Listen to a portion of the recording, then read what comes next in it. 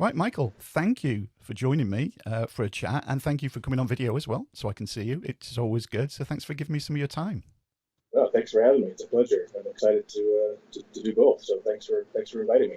Isn't it great as well that we live in this age where you're all the way over there on the west coast of America, where it's really hot, and I'm over here in Wales, where we've just said it's absolutely pouring down, and we can still have a chat about movies and everything together. It's great. And it's pretty amazing. I'm just thinking like I talk to my kids about that all the time.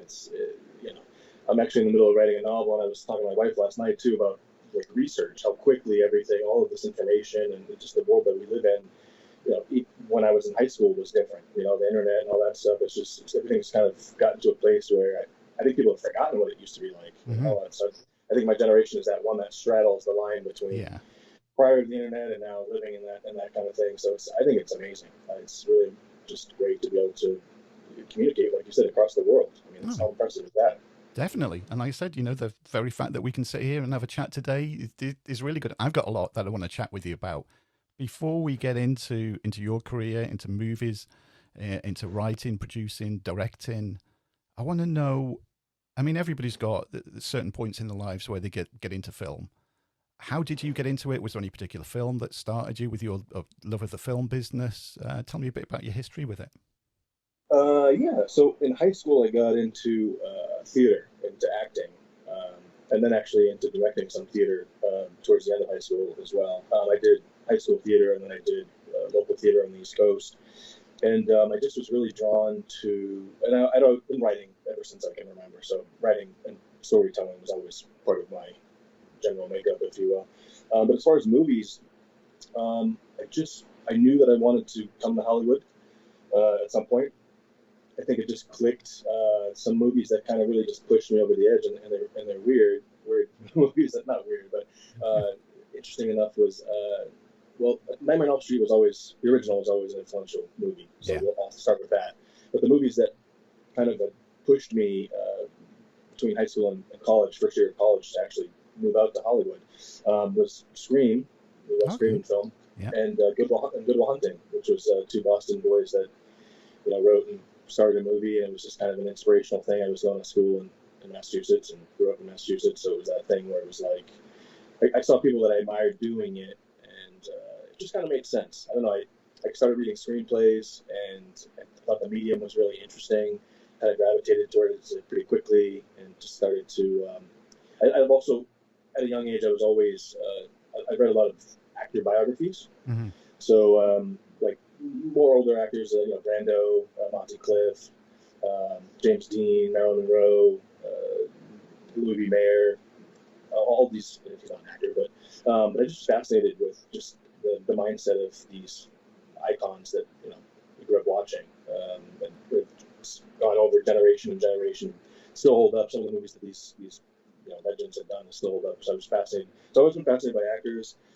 Being in the theater, I think dialogue was really Hmm. interesting to me, and I was able to kind of run with that in my own writing. So I think that's the long-winded answer to your question. Is to I mean, the short of it is I moved out to Hollywood with a high school girlfriend who was trying to be an actress. So it kind of was like the perfect storm for the two of us to move out, for her to pursue acting, and I actually was pursuing acting initially as well. So I figured out pretty quickly that I was a far better writer than I was actor, and it was a lot easier for me to be rejected for something that was on the page versus doing these auditions and just they were just maddening. So I was like, yeah, really, maybe we'll revisit this at some other point in my life. But that was back in 1999. I moved out to Los Angeles, so I've been out here for 21 years. I think I just passed Wow. the halfway point of my life, so I think I'm now officially more Los Angeles than Yeah. Massachusetts in terms of.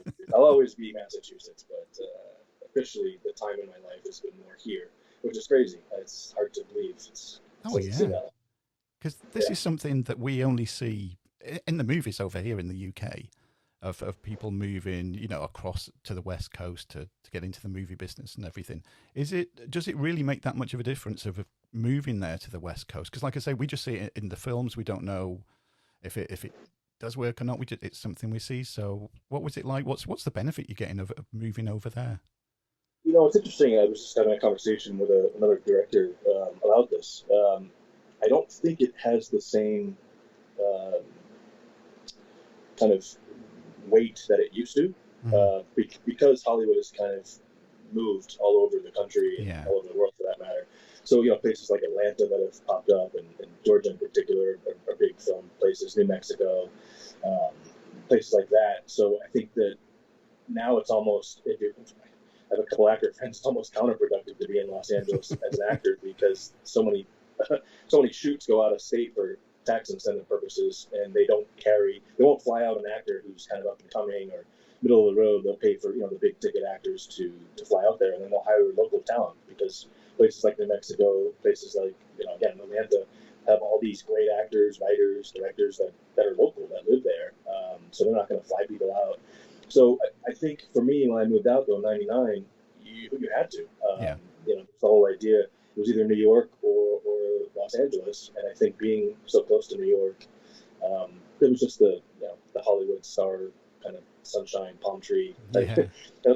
Los Angeles sounded more interesting to me, even though before we started telling you how much I miss the cold weather, as I'm sweating over here. but yeah, I think at the time, there was still stories of people being discovered, at a drugstore and then becoming famous and stuff like that. I think that's less and less now. And I think you can, if you're talented and you're in a certain spot. I don't suggest trying to. Every story is different, so I don't want to Yeah. discourage anybody that's listening that's living in a small town and wherever. All it takes is a great script or talent or great audition. That's the other thing we talked about, technology. A lot of auditions now are all self-tape Yeah. video that Yeah. the actors do from wherever, and then send them in. So yeah, the idea of having to meet, you still obviously have to hop on a plane and things like that if you're going to get the part, but I think it just really opens up doors for people that maybe either can't afford to move to Los Angeles because the cost of living is pretty outrageous, or for whatever reason they're living in the place that they want to live, or have a family that they're raising. I think so. I think technology and the evolution of the film industry has kind of taken away the importance to live here in Los Angeles. Yeah. Because of course, when you moved, the internet was in its infancy still, wasn't it? It's not like it is now. Right, yeah, and people were still trying to figure out things. I mean, web series were just barely starting. I did a web series in 2000 that got some traction. And at that time, I think our episodes were like 8 to 9 minutes, but that was pretty unheard of at the time. It was always like these little quick comedy sketches that were, a minute, 2 minutes or whatever for the YouTube crowd. And we were like, no, why don't we do a narrative, a beginning, a middle, of an end? And we actually did a narrative web series, which was now it's the norm. I mean, now there's these web series that have these massive budgets, and it's a whole other medium. So it's good. I mean, there's more content, which makes it better for storytellers and filmmakers to get their stuff made. I think it's also a lot of stuff to filter through when you're looking for something. I find myself spend more time on Netflix or Amazon Prime, like looking at what I'm going to watch versus actually watching something. It's I like was doing that last night. Yeah, I'm just like maybe this, and it becomes like this kind of OCD thing where I'm looking for like the perfect movie that I want to watch, and then like an hour or two have gone by and I've done nothing. It's like this is ridiculous. It's crazy. It is. So one of the early things you did then when you got to the West Coast, you said with the web series, what projects did you get involved with, and then how did that get you into the movie business? When I moved out, I got a manager pretty quick. I met at the Sundance Film Festival, and I was writing some screenplays, and we had one go out to market and got some traction. So we had a couple meetings, but then stuff kind of started to slow down. And then there was a writer's strike, the WGA strike. I don't remember the year. It's 2000, 2001, 2002, somewhere thereabouts. And I had queried a manager named Christopher Sherman, who has a company called Rooster Films, to direct me as a writer and as an actor. And he said, there's a writer's strike going on. My partner and I want to make this web series. Would you and your writing? I had a writing partner, good friend of mine, Charles Huttinger, who did Hangman with me amongst a bunch of other screenplays. Together we wrote this web series for Chris and his partner at the time. And then they went and shot it, and I produced it as well. And it was adventurous. It was serial killer, very dark web series that Wes Craven actually endorsed. for Halloween. I don't know if you noticed, but every year on Halloween, YouTube, or at least they used to, YouTube lets some horror master pick what's going to be on the front page of YouTube. And so Okay. one of the 8 videos that he had picked that year was one of our episodes. And I just remember thinking, like, this is the greatest thing ever. Oh, And I was so excited. And it was. At the time, it was amazing. And it was pretty inspirational because, I mean, I looked up to him. Nightmare on Elm Street was the horror movie that kind of put me into that genre in terms of loving horror as in a movie medium. Stephen King, the author, was probably my first introduction to actual horror. But after that, Chris actually ended up repping Charles and I, and was my manager for over a decade, or even more so. And he actually produced Hunter's Moon with me as well. So he's like a brother to me at this point, and family. And yeah, so next thing that after the web series was Charles and I just wrote script after script after script after script after script, and Chris would take them out, and we would get some meetings, and no one would ever buy them. And then I think the next thing that actually kind of popped for us was Hangman, the Pacino movie, that was optioned by Arnold Rifkin, and then eventually, after the option, 5.5 years later, was made into a movie after 6,000 rewrites and different castings. And I'm exaggerating, being a little facetious. Yeah. At the time, it felt it was quite a bit of a rewrite. Just to give you an insight of Hangman was originally a found footage script. That's how long. Oh, wow. Charles and I had written it very meticulously. The Brittany Snow character was behind the camera for 90% of the movie when we initially had written it, and so every camera movement was in the script. Every time the camera would power down for us to cut to certain things, that was all written in there very meticulously. At the time, Travolta was actually circling it to do it as a found footage movie, and different directors were looking at it. And through the evolution, I think found footage kind of came and went, and a couple of directors kind of got interested. And yeah, I think there's actually a British director, a UK director, a great director named Phil Hawkins, out there in the UK with you guys, who was really instrumental in kind of helping us shape how the story ended up changing, and at one point was circling to direct as well. And then then Al got involved, and the rest is kind of history. We can go down that road as much as you want, or as short as you want, but it's that's probably that was the big thing that at the time I thought was going to like launch my career into the stratosphere. It didn't necessarily happen, but it helped me push me along with a gentle nudge from Chris Sherman to direct, because I wanted to do that anyway. So it kind of the fact that Hangman didn't push me into that next level of career kind of made me say that, all right, let's go direct and produce and do some of our own stuff and get a little creative, which is the other evolution I think for independent filmmaking is very rare. People, it's very beneficial for people to have more than one hat and to be able to do more than one thing. So you see a lot of writer directors, you see writers that are producing their own things, you see actors that are producers, and I think that's just kind of the nature of the beast, for good or for bad. So Hunter's Moon was the next thing, and I wore 15,000 hats on that project. And in between the two, Chris and I sold a film that's actually coming out soon in Mexico. It's a Mexican film called Sin Origin. It's originally called Unsourced. That Rigo is a director that did a movie called Cam 31. It's a fantastic Mexican horror movie if you've ever seen it. He's translated it into Spanish, and then they shot it. It's a vampire. I'm really dumbing it down, but it's a vampire movie that is really fantastic. Rigo is visually just such a stunning director. I saw a cut of it and was really floored with what he was able to do. So that's supposed to be coming out relatively soon. So that was in between Hangman and Hunter's Moon, and so I got a lot of things kind of happening. A TV show that's streaming, talking about technology, Popstar TV.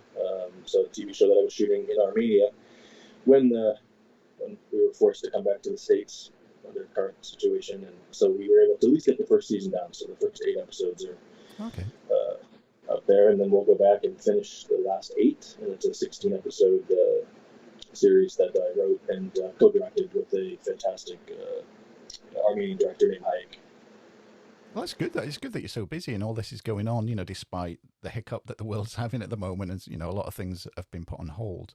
I was interested with Hangman, though, because I think a lot of people are still not aware of the time and the heartbreak of when you do a script and like say it could be optioned. And you said it was what? It was 5.5 years before it actually went into production.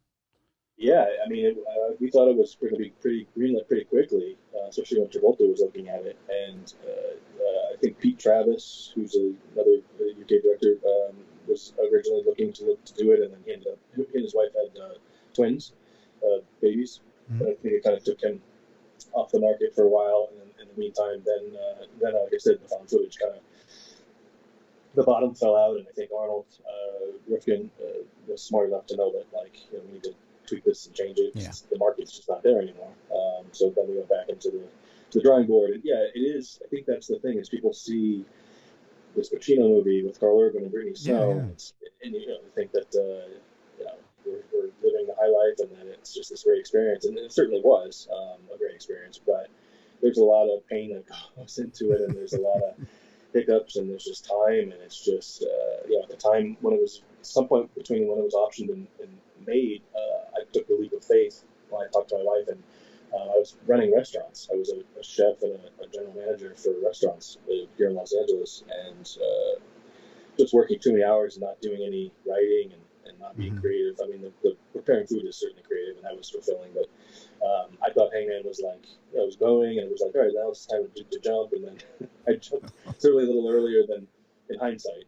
We were fine, we made it through, but it was kind of a little nerve-wracking for a while when I'm looking at Hangman and it's just not getting made, and and then then it gets made, and then it's in post forever, and of course, it seemed to be in post for quite a bit too. So there was all that, and then when I did Hunter's Moon, I got a first-hand experience, even more so dialed in to see, all the hiccups and things that can happen, and all the hurdles that filmmakers go through, which now I'll never, ever, ever bash a film. I don't care how bad it is. I'll never do one of those worst movies of the year. I won't do any of that stuff because just getting a movie made now in particular is just a miracle from my own personal experience. But then just, filmmakers don't get to put an asterisk next to their film saying like, my lead actor was sick for 4 days and we lost them, or some of the financing fell through, or whatever, or it rained and we lost 2 days of shooting. I'm just making up. None of those specific things happened to me personally, and I'm using them as examples. So when you're seeing a film, people they just see the finished product, and that's fair. I mean, that's what they're there to be entertained. So I don't expect them to have to know all the ins and outs of movies, but there are some interesting stories with almost, I assure you, with every film that's ever been made, that I think people would go, wow, I'm amazed you ever got the film made, which I keep saying to myself, I'm amazed I ever got my film made, in a good way. I've pushed forward, but that's there is a lot of heartache, so I appreciate you bringing that up, because it's tough, man. It's a grind. Yeah, I mean, because we talked about technology, and one of the downsides of it is that everybody's got a voice, everybody's a critic, everybody can get what they think is fact, but they've got to get it into heads. It's just their opinion, even though they think it's fact about movies or whatever they're talking about. So that's a downside to it. But I'm just always appreciative, like you said, anybody that gets the product done, you've just got to salute them, because you've done it. You've got your product out there. And with Hunter's Moon, like you say, you wore everything. You were director, producer, you wrote it. I mean, that must have been stressful as it was going on, surely, with juggling all those balls at the same time. Yeah, and actually, we shot Hunter's Moon in two parts. One of the stories, the asterisk, if you will, if we're putting an asterisk next to it, we started shooting in 2017, and we stopped. We needed to get some more financing, and we luckily had some great finance partners that allowed us to go shoot as much as we could for what we had, so we could come back and cut a trailer together, because I kept coming up against potential investors saying, first-time director, we're not sure we want to invest. And so I said, well, let me go show what I can do in terms of production value at this budget point. Put together a trailer, and we actually ended up recasting the sheriff role throughout that process, which added more time. So we actually started in 2017, and there was a year plus break, and then almost 2 years, and then 2019 we finished. So half of the movie is shot in, well, I'd say less than half at this point because of the reshooting, but part of it was in Kentucky, and then part of it was in Los Angeles area, with the recast of the sheriff, so everything that was shot had to be redone. So we did kind of a crash shoot. I used a different DP because my original DP wasn't available. So there's two DPs on the project. Um, the good part, though, weirdly enough, is because the actors had met each other for the days that we shot in Kentucky, they all kind of stayed in touch, different, some more than others. But so the family unit in particular, when we got to shoot back in 2019, everybody was like, it's like they'd known each other for an extra 2 years or a year and a half or whatever it was.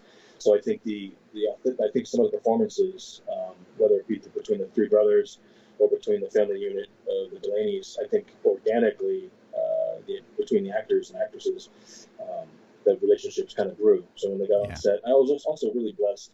I couldn't have finished the film if I didn't have the professional actors that I had, because they were all off book. They were all prepared. We had some crazy shoot days where we had massive page counts. We were flying just to get it in the can because we knew we had to finish. And so I was really blessed, and I had a great crew. And both DPs were fantastic, and the people, the supportive crew around me, my fellow producers, really helped out as well. So it was definitely a labor of love. It was challenging, and we had budget restraints too. I keep talking about people reviewing it and stuff on the internet, and people are like, "Oh, why is Thomas Jane doing this movie?" And it's like, because he liked the script. I don't know. I mean, that's him. It's like, not every movie has a $20 million. Give me $20 million, and I'll go reshoot Hunter's Moon, and it'll be different. That's just the nature of the beast. Yeah. So I just had a story to tell, and limitations like everybody else. This is the box that I was inside of, and I wanted to make a fun movie, and I think that's what I succeeded in doing. I mean, I feel confident about it, and there's good reviews, bad reviews. People like it, people don't like it. It's the same thing with Hangman. I mean, there were some great reviews, and there were some brutal reviews, and there were some personal attacks at the screenplay, which I thought was Hangman, which I thought was baffling. Because why do that? Well, no one gets to read the screenplay, so it's like, how did you get the screenplay? I didn't get the screenplay, so how are you talking about the writing? Well, the dialogue's bad. Well, I was on set telling so and so not to. That's not how it works. I think some of the things that drive me nuts about like reviewers in general is some of them are really authentic, fans of film. I think some of them just like to just bash stuff in general. Yeah. Look at some of the other reviews, and there's nothing positive. And I'm like, how can you review 15 movies and hate everything? That just makes you're in the wrong business. The other thing is like, they haven't been on set, so they don't know anything about filming. It's like, if you knew anything about filmmaking, screenwriters have very little. Once we hand the script over, that's it. Yeah, yeah. Luckily with Hangman, Johnny was a great friend and a great director. I was, kind of involved with some of the rewriting, but it's still, I'm not on set telling the actors that they can't improv and do things like that. Like, so there's one woman in particular that had like an agenda for her review and was mad that I was a male screenwriter, and female screenwriters weren't getting enough opportunities, even though and I invited her out to set for Hunter's Moon, which is basically a female empowerment movie, because she didn't. I felt personally attacked. I said, "You don't know me. I was raised by my mom and my grandmother predominantly. I know strong women. That's all I know in my life. I try and write strong women in my films because I'm far from. You're right. There should be more female screenwriters, but I'm not the problem. I still have to work and feed my family." She was literally like, "I can't believe he's got more stuff in the pipeline." It's like, oh, no. That's my job. I mean, what do you want me to do? Like, I'm sorry. So she ended up blocking me on Twitter. So that's my experience with that's crazy. Negativity. Yeah. That is crazy. With Hunter's Moon as well, one thing I liked about it was, and this is not, I don't want to give any spoilers away for anybody that's not watched it, things happen towards the end, and I really appreciate the fact that with practical effects, I love practical effects. I grew up Ray Harryhausen with state of the art, and carrying on from that. I mean, I've got nothing against CG. For me personally, the best CG effects is after you've watched it, and then you find out later from a documentary or something that was CG. They go unnoticed rather than the in your face big effects. Give me miniatures, give me model work, give me actors in suits, give me prosthetics every time. So I loved that things that happened without giving it away was the practical effects. So what was it like putting that together? Was there at any point, I know you got budget restrictions, was there any thought that it could be CG, and then how did you go about with actually doing this practical effect? Yeah, I mean, Vincent Caissie is the special effects. I'll say creature because the cover clearly has creature effects artist. Brilliant guy. His team was fantastic. He's worked on a lot of great movies, a lot of big movies.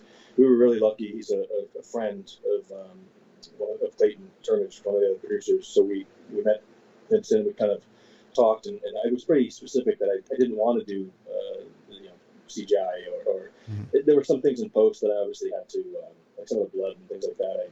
I upped a little bit, or I tweaked and I kind of accented. But like you, I've just always been a fan of practical whenever possible. And so he went and he built this creature, and the stunt guy in the actual suit is a guy named Lucky, great stunt guy.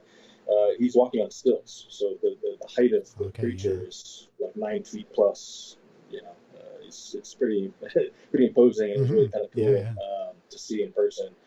And it was all the fog and smoke and everything like that. Lucky had very limited peripheral vision on of course. So there's a scene, without ruining it, where there's some actors that kind of get pressed up against the back of the car and they can't move.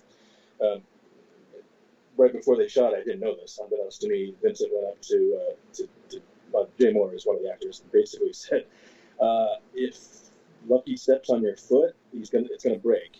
So the first so I was like, man, after I was like, Jay, that's great. You look, I wasn't acting, man. He told me this, and I was looking at my feet, and they were and I was like, oh, that's fantastic. So it was like, it was really kind of cool. And Vincent's such a consummate professional too, that he was very hands-on, and he brought his team out, and I think we shot that stuff over the course of 2 days. And the other part too was I wanted to do a movie. Some of the negative feedback is that you don't see enough of the creature, and I did that. That's in the script. That's how it was always meant to be. And that's Jaws was a huge influence to me in regards to I know that looking at documentaries, speaking of documentaries, that they didn't show much of the shark. That was an accident because they couldn't get the shark to work. But it turns out to be the brilliancy of the movie. Is that works, you see it. So writing the script, that was in the back of my mind. I didn't want to show much of it, and I just wanted to have this one great reveal at the end. And that's how it was. And so here was this 9 foot tall guy on stilts with the big creature suit on, and we had a lot of fun, and it was really cool. I bet you had a lot of fun. It looked like it was fun. What was it like for you the first day on set when you like I said, you're director, you've written it, you're producing it? Was it must have been a little bit of apprehension, maybe? I think I lived with the idea of making the movie. The idea to start directing and producing this, it took almost like a year from when we made that decision, because initially Arnold had put us in touch with a financier that was we were going to do everything through that production company, and we were trying to cast, and we couldn't get cast attached in order for the financing to trigger. And so at some point we walked away from that kind of package deal, and we went and decided to do it ourselves, because at that point I had been connecting with so many actors, and Jay got involved, and we became really good friends with Jay, and all the people that were reading it were like, all these actors were like, this is great, I want to do it. So it was still I think I pushed so hard, and I worked so hard, and by the time we got to set, it was almost like a relief. That was like the easiest part for me in a weird way, because I'd done the legwork, I'd done the homework. Ed Lucas was the first DP. He and I had done a lot of prep for shot lists and stuff like that prior to shooting. So when we got to set, we kind of, the legwork, I'd already done a lot of the prep in regards to how it was going to be. So I met with all the actors prior, had chatted, we'd gone over the script. So we were ready.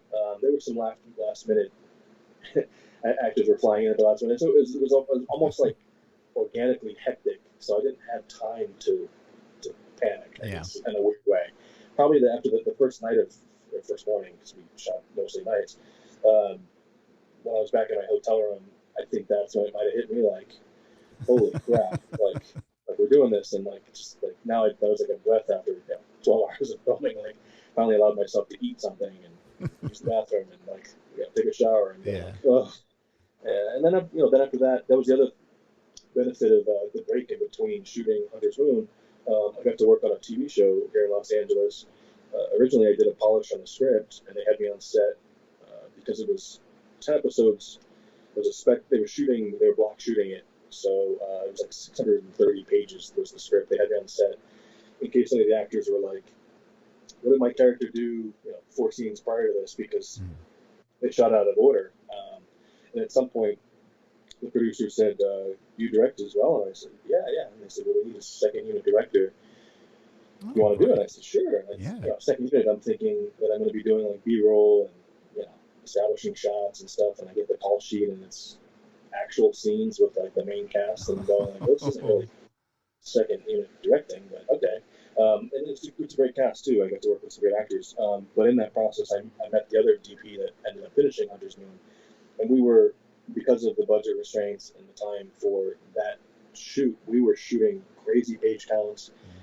With TV in particular, there's less time. You don't really do shot lists for stuff because you don't really know location sometime until the day of. And sometimes like we had one location, supposed to be a library, and we showed up and it was a burger joint that they had booked.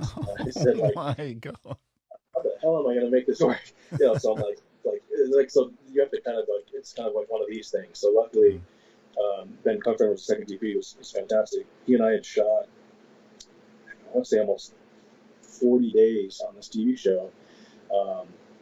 These frantic page counts and just like getting like weird curveballs like that. So when when Ed couldn't do Hunter's Moon, I said, "Ben, I have a crazy project.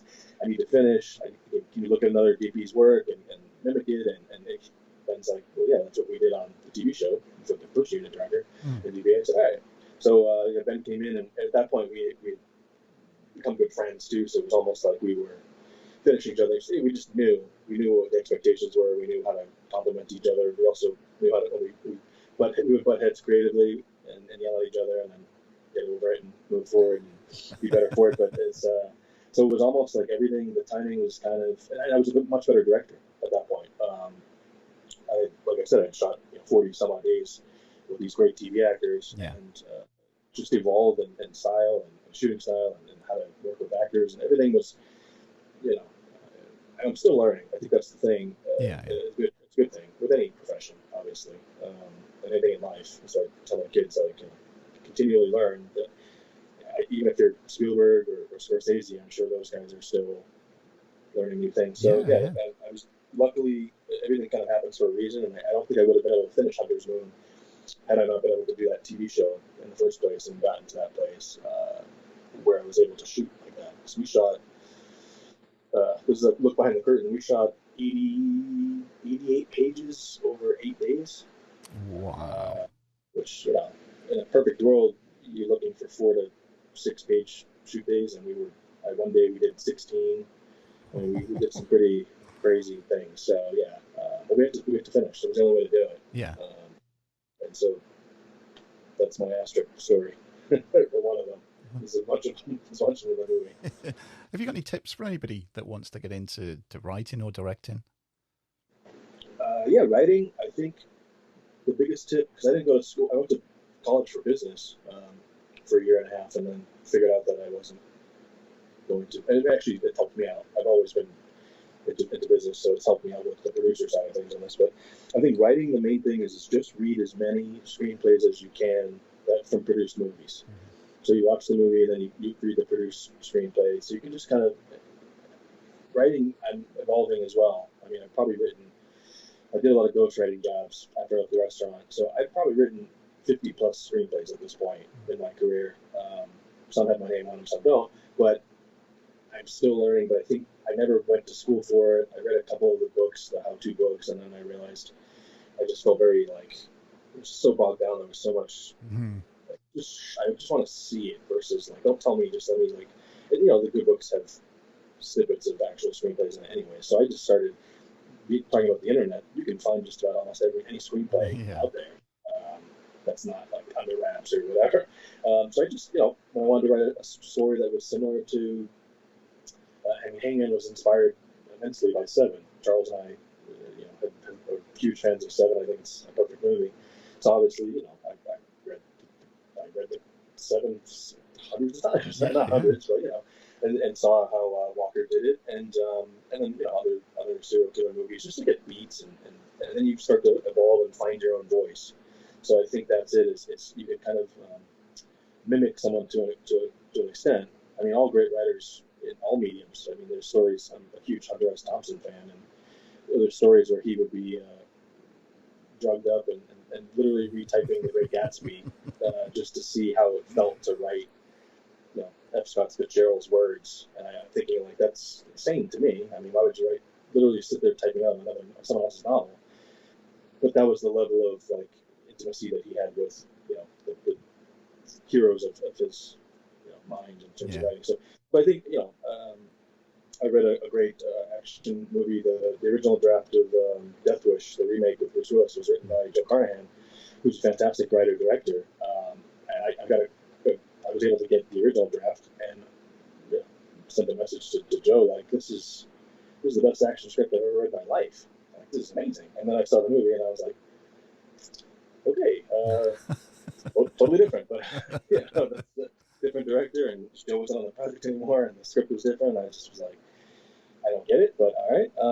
But yeah, Joe has an interesting way of writing action, which, interesting enough, I had already kind of started gravitating towards, but I was reading the way he wrote action because I'm not a big action guy. Since then, I've been writing some action stuff, which is interesting, but certain ways to fill the page, and there's going to be rules for writers. They tell you, take the path of least resistance if you're a new coming writer, unless you're Charlie Kaufman, which is one in a gazillion. Try and somewhat stay in the box so you can get at least read. If you're so out there, it's somewhat hard to. People don't. And then readers, that's the thing. Readers in Hollywood, it's a weird makeup because it's young people that are on someone's desk who. I'm 41 years old now. When I send a script out, there's an 18-year-old or a 19-year-old or a 20-year-old that, for all I know, has no writing experience reading it, determining whether or not he's going to show it to their boss, he or she's going to show it to the boss. To me, that's a weird. That doesn't make a whole lot of sense business-wise to me, but that's how it's been done forever. So, that's whatever you can do to keep that person from going like, like, give them something familiar. I mean, Hunter's Moon is a prime example. The first half of that script is so cliche on purpose.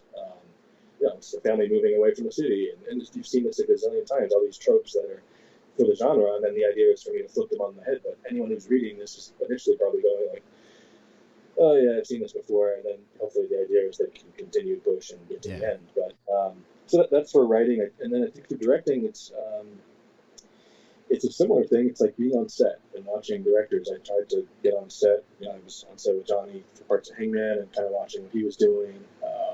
Again, with the technology, there's documentaries. There's I just watched a great Sidney Lumet documentary on Amazon Prime, I think, a couple nights ago, just to hear, someone that started with 12 Angry Men and to hear how he got that movie, and then it ended with, I think it might have ended with Before the Devil Knows You're Dead, but and everything in between, and all the Pacino movies, and just to hear his, again, reading too. I read a lot of Elia Kazan books. He gives about one. I mean, obviously that's a little bit of a dated style in terms of the theater kind of translating to screen a little bit. But Elia Kazan, there's one book where he breaks down every character in every movie and how he, the notes that he did and all that stuff, just to see how certain people attack certain things.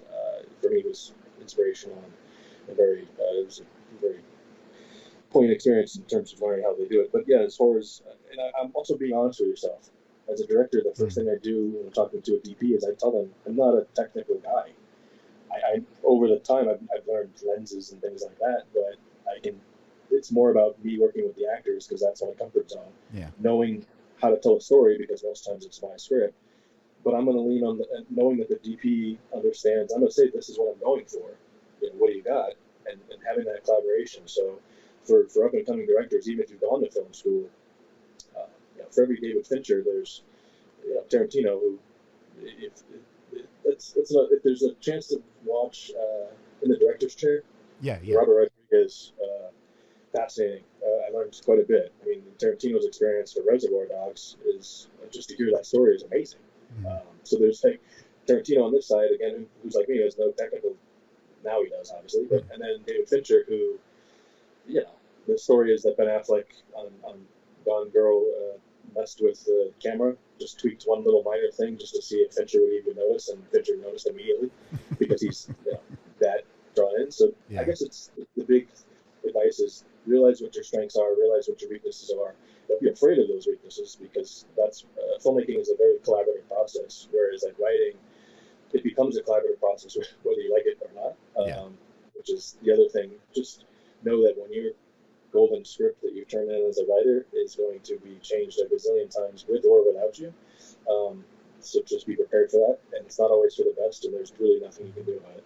But as a filmmaker, it's a massive collaborative process from every single department head to the actors, and everybody has a voice, and depending on your personality, if you're open to collaborating, knowing that you're the final voice. I mean, obviously you ask for recommendations and stuff. You ultimately have to make the decision, but because it is a director's medium. But yeah, I learned more from the department heads on Hunter's Moon and on the TV show, like learning like things I had no idea.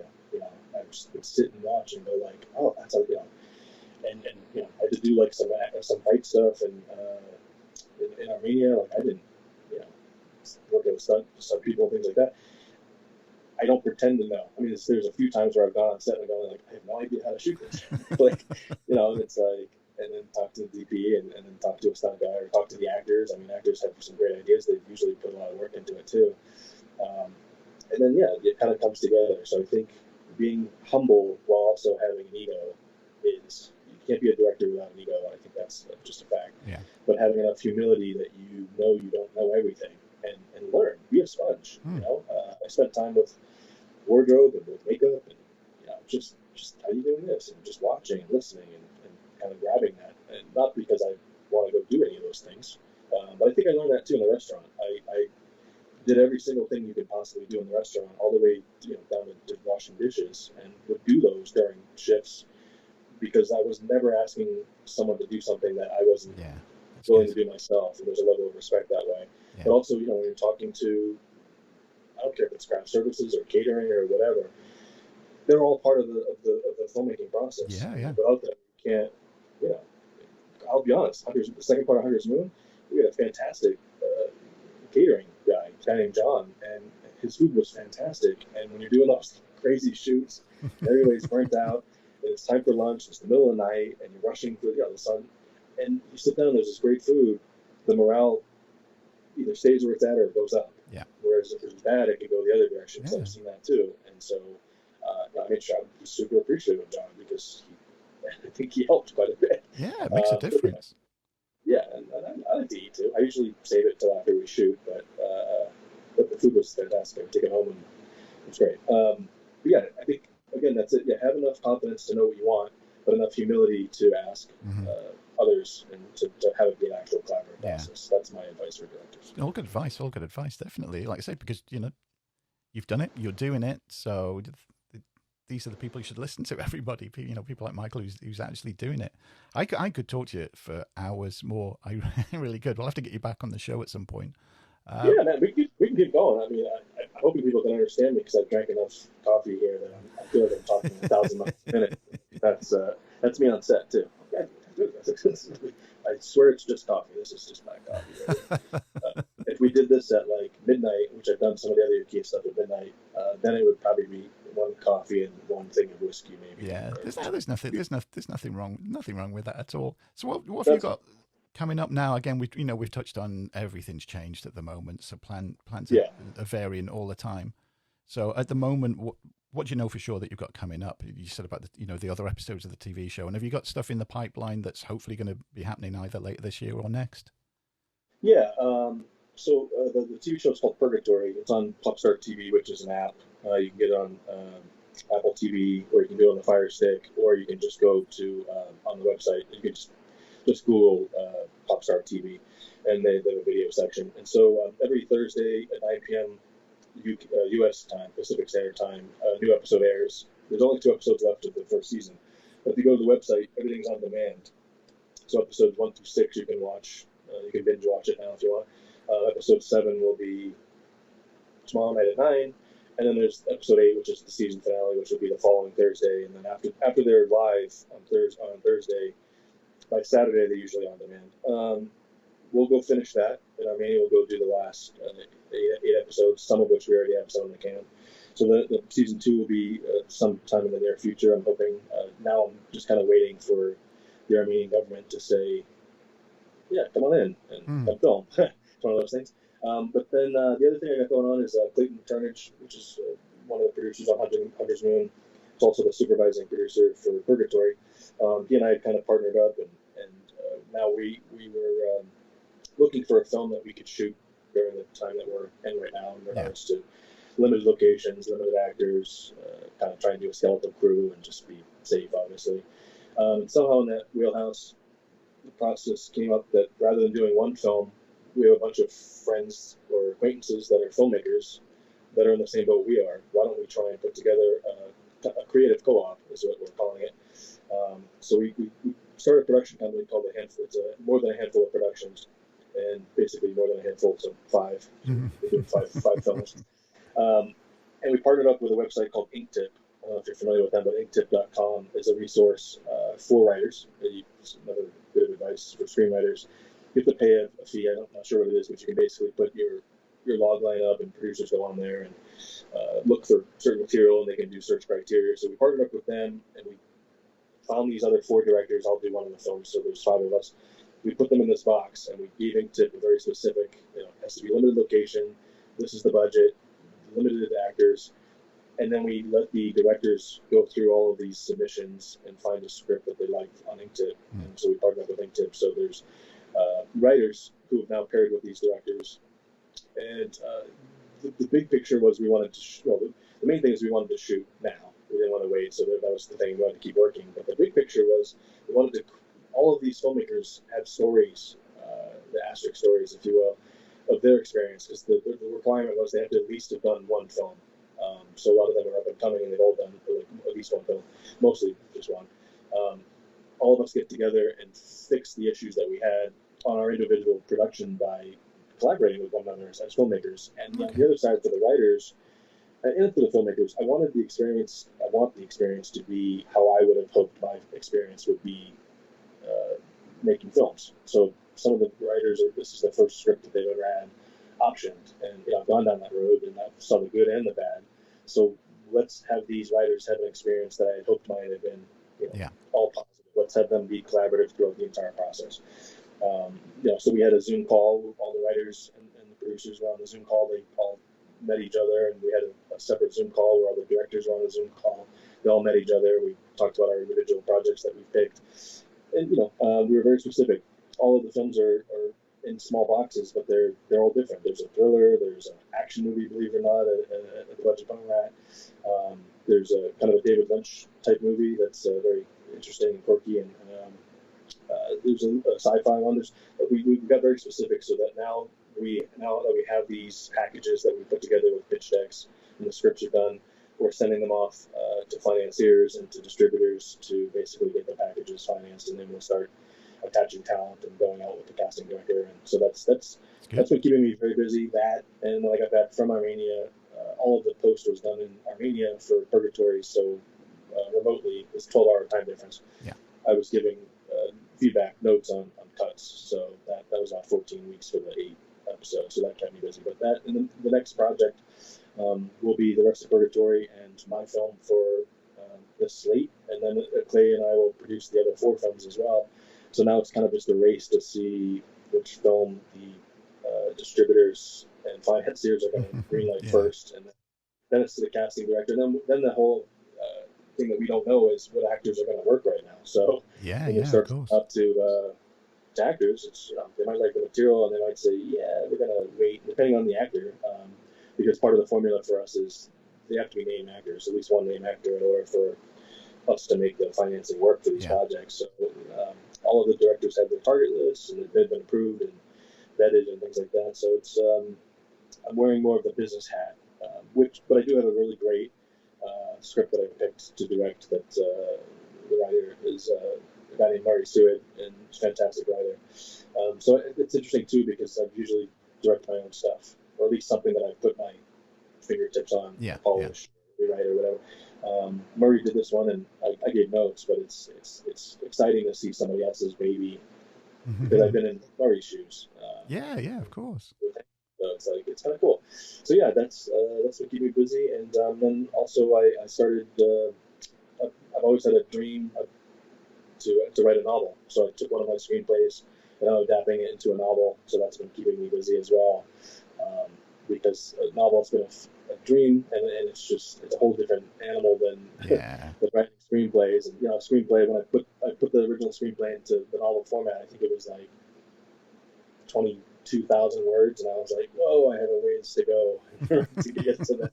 I'm looking up like great American novels that what are the page counts to get to, and I think the lowest one I could find, that obviously it's great, it is great, but with Fight Club, I think it's like 47,000, and then The Great Gatsby that I was talking about is like 49,000. So, but those are on the low end. I mean, yeah. War and Peace, zillion. So it's like, yeah. But if I get to the 47, 49,000, then I'll submit it. And the good news is I have a screenplay already written to go with it. So, it's good.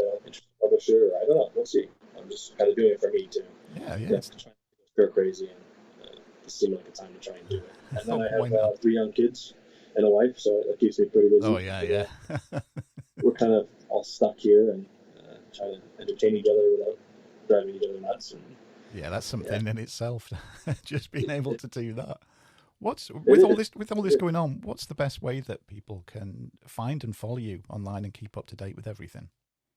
I'm probably most interactive on Twitter. Okay. Just at Michael Caissie at Twitter, which is last name is Caissie. But if you were to just do a Twitter search for Hunter's Moon, I think my profile comes up because I have it. Yeah, I like to interact with people. I've talked to writers and fans and things like that just, with direct messaging, and not opposed to that as well. It's just a time thing too. I think if people are respectful, sometimes it gets a little overwhelming, and it's not that I'm people aren't banging down my door to direct message me, but there are times where I'm like, whoa, there's a lot of stuff to answer. I try and search out, and if someone's watched Hunter's Moon or Purgatory or Hangman for that matter, and they've said something nice, I try and comment, because I just think that's that's kind of a cool thing. Yeah, I also like that's social media is a blessing and a curse. It drives me crazy, and I like to get off sometimes, but I think it's awesome that I can talk to like someone like Joe Carnahan or Lee Reynolds, great writer, director, being able to direct message him and stuff like that I wouldn't normally have access to. Definitely. Past. So that's I think that's hit me up on Twitter is the best, fastest way. I'm on Instagram. I've just started to do Instagram. I don't quite get it yet, but I'm on Facebook, but it's a little bit more of my personal stuff. I don't do a lot of business stuff on Facebook, although it's changing a little bit. So Twitter's the best one. Twitter's the best one. I'll make sure to put that in the podcast notes, and then people can get in touch with you after hearing this, which I'm sure they will. Well, for this, Michael, thank you for giving me your time, and it's been great chatting with you. Like I say, we'll get you back on the show at some point. You've got lots more projects ahead. There's going to be a lot to talk about, and your book. I've got when the book's published as well. Yeah, I'll be happy anytime you want to have me on. If you ever like a spot that someone's not there, you just hit me up. I'm glad to talk. We can talk about whatever you want. I see your Hellraiser guy behind you, which is. Oh yeah, he's double-sided. Sometimes it's Chatterer, and then I'll switch him around, and it's Pinhead on the other side. So very cool. Yeah, actually, I got to I had coffee with Ashley Lawrence, and okay, trying to find something to work with her on, and it's just amazing to see how Hellraiser is like.